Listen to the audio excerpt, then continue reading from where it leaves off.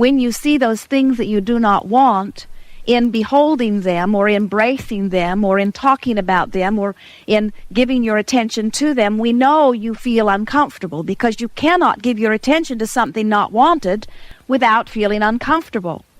So you conclude, well, since this makes me uncomfortable, then we should do our best to eradicate it from the experience, which cannot be done because there's no such thing as exclusion. You cannot get rid of anything. But we understand why you might want to, because in beholding it, you feel bad. And so that is the reason that we are wanting to remind you that you never intended to try to get rid of those things not wanted, no matter how awful they may seem to be. You understand from your broader non-physical perspective that all things must be allowed because there's no way of eliminating anything, but you, as a specific deliberate creator, can offer a vibration that will cause your point of attraction to not include it. In other words, there's a difference between not including something and trying to exclude something, because when you try to exclude something, you're including it. Because there's no such thing as get it away from me. There's no such thing as no. When you see that thing that you want and you say, yes, come to me, this thing that I'm wanting, this thing that you are saying yes to is coming to you. Not because you're saying yes, come to me, but because you are looking at it and giving it your attention. When you see that thing you do not want and you say, no, go away from me, this thing I do not want, what you're actually saying is, come to me, this thing I do not want, because there is no such thing as no. An easier way to hear this is, it's more like an on and off switch. So when you look at something, whether you're saying yes or no to it, the switch is on. So if you see this thing you do not want and you shout no at it, your switch is actually on and you are including it. So how do you turn the switch off? By withdrawing your attention from it. And what we've noticed is, since you are eager to participate in something, you've trained your mechanisms to be very fast and attentive. You want to have an active mind. You notice that when you try to meditate, don't you? And so when you are wanting to turn the switch off over here, the best way to do it is by turning the switch on over here. In other words, let this thing that you want to shout no at produce within you clarity of what you don't want, and in the same moment it will give you clarity about what you do want, and then turn your attention to what you do want and give your full attention there. We're beginning here wanting to be strong with this business of contrast, because you are creators who have come forth to create. And you create by virtue of your attention to something. You are flesh, blood, and bone beings here in this physical reality, but mostly you are vibration. Mostly you are electricity. Mostly you are energy. You are much more that. You are always that, you see. Even as you stand in your physical bodies, you are vibrational, vibrating, transmitting, and receiving beings, and you do that through the power of your thought. Thought is energy. Thought is vibration. When you say, I desire this, your desire is a vibrational transmission. When you say, I believe this, your belief is a vibrational transmission. When you ponder, you are vibrating. When you are imagining, you are vibrating. When you are remembering, you are vibrating. When you are awake and giving your attention to anything, you are vibrating. And whatever you are vibrating is a frequency that by law of attraction is constantly and perfectly being matched. So whatever you're outputting, you're taking back. In other words, whatever you are thinking, you are vibrating. And whatever you are vibrating, you are transmitting. And whatever you're transmitting, you are receiving. That's the way law of attraction works. As we talk about vibration initially with our flesh, blood, and bone human friends, we feel you feeling uncomfortable about it, because while you have all kinds of electronic mechanisms in your experience, your radios and your televisions and your telephones, and while you understand the end usage results of all of them, you don't understand electricity, but as our friend says, you know how to flip the switch. Well, you have switches that you can flip within your physical experience. In other words, if we were to try to teach you about electricity or about thought transmission or about the way law of attraction perfectly matches the vibration within you relative to every subject so that without exception you are always receiving perfectly identically to your vibrational offering, we would make you nutty. You never intended to be aware of all that vibration. Instead, you intended to be end users. Just like with your telephone, just like with your television and radio. You intended to be aware of what you are doing with your transmissions by utilizing the guidance system that comes forth within you. You see, you are already very good decipherers of vibration, but you are doing it on unconscious levels, and you are sort of end users. In other words, do you know that what you smell with your nose is a vibrational interpretation? But it's not something you're doing on a conscious level. What you hear with your ears is a vibrational interpretation. What you see is a vibrational interpretation. All of your physical senses are your body's ability to interpret vibration.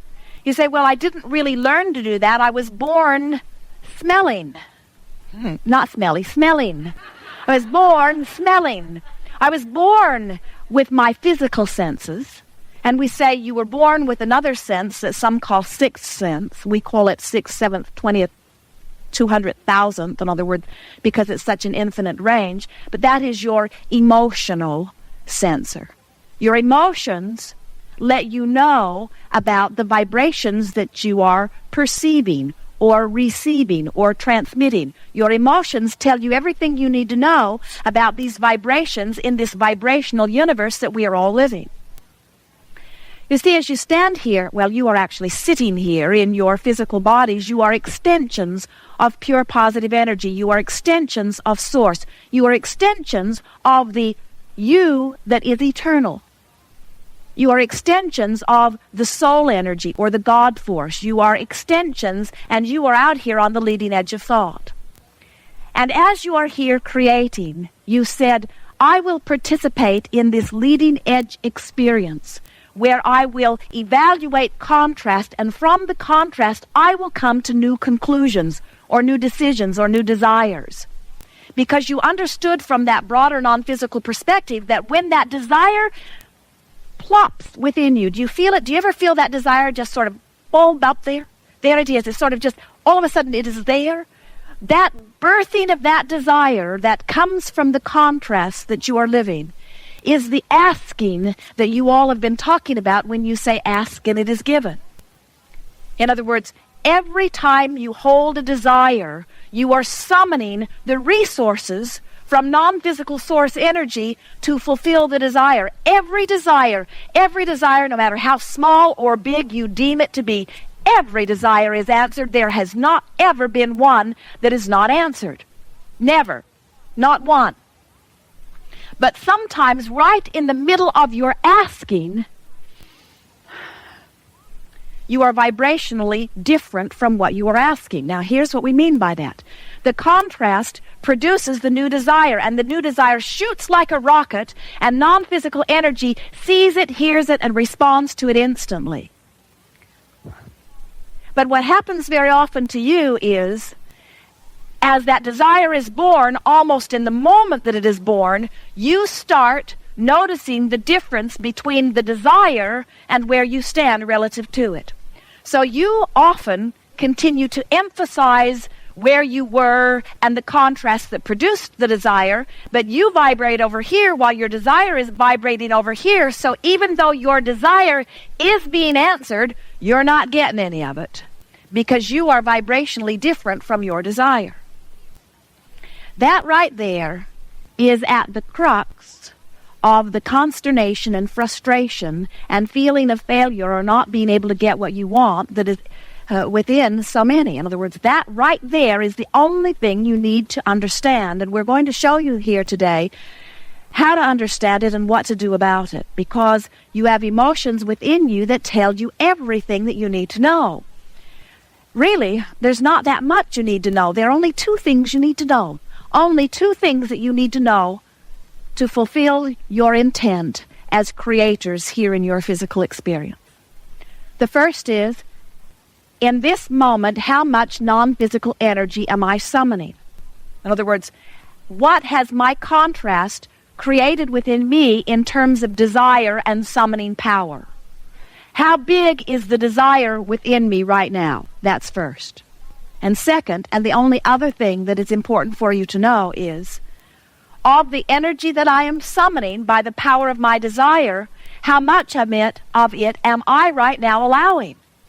How close vibrationally am I to the vibration of the desire that I've just given birth to?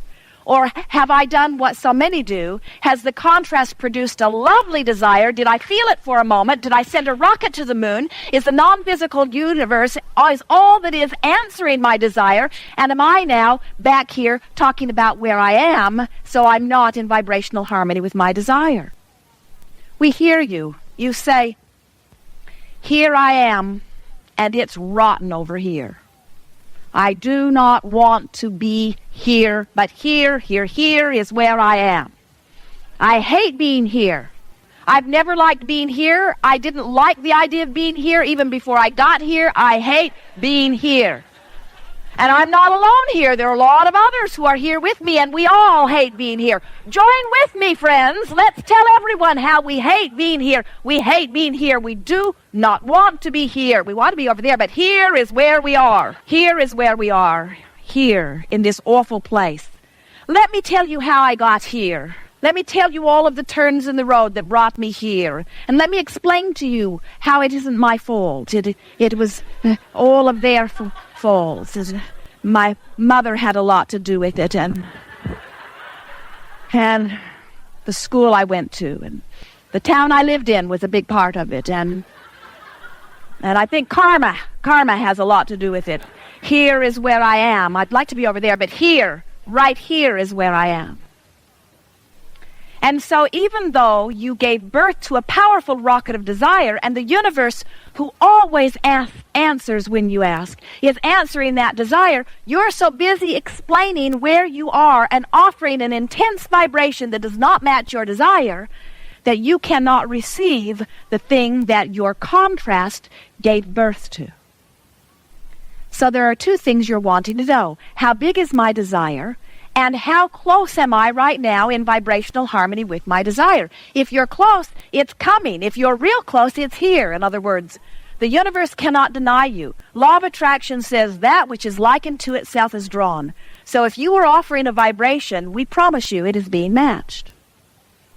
So this is always true. What I'm thinking and feeling and what I'm getting is always a vibrational match. Always. There is no exception to law of attraction, which makes it a very powerful friend.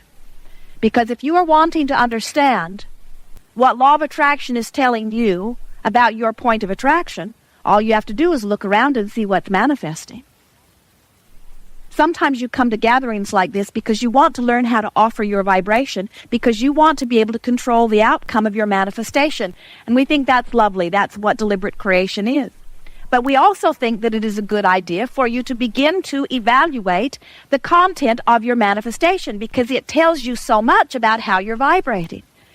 You never get it done, you know, and so what you do is you just offer your vibration through thoughts and visualization and rampages of appreciation. You offer your thoughts through workshops purposefully. In other words, you think thoughts on purpose, and then you watch the universe manifest. That really is what deliberate creating is all about. So, you have within you this sixth sense that we were talking about, a vibrational meter that tells you everything you need to know about those two important topics. How much non-physical energy am I summoning right now through the power of my wanting, and all that energy that I am summoning, how much of it am I right now vibrationally allowing into my experience? And your emotions tell you that. We're going to stop in 4 places on this vibrational meter so that you will see what we mean. Actually, there are infinite stops here, but we'll stop in just 4 places. Feel with us the feeling of passion.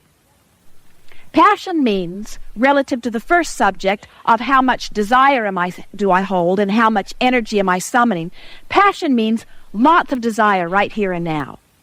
And relative to allowing, lots of allowing. In other words, when I'm feeling passion, that means contrast has catapulted a strong desire within me. That desire is summoning powerfully, so the non-physical energy is really flowing powerfully to me and through me toward my object of desire. And in my feeling of passion, I'm not resisting at all.